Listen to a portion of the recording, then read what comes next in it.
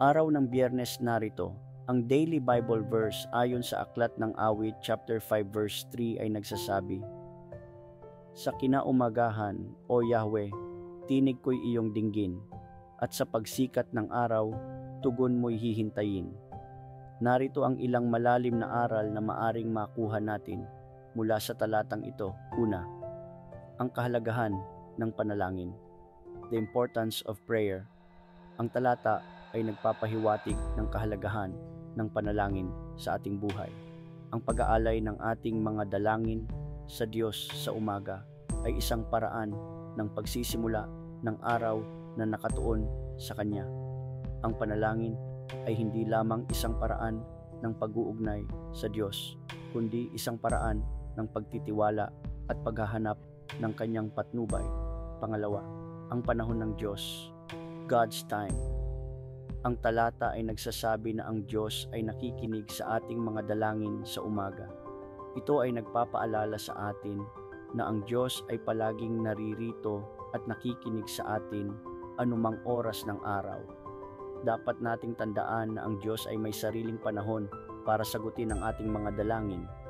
Dapat tayong maging matiyaga at magtiwala sa Kanyang plano. Pangatlo, ang pagiging mapagbantay, being vigilant.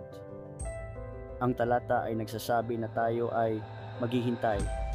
Ang pag-aalay ng ating mga dalangin sa Diyos sa umaga ay nagtuturo sa atin na dapat tayong maging mapagbantay at handang tumanggap ng Kanyang patnubay sa buong araw. Pang-apat, ang pagpapasalamat, the thanksgiving.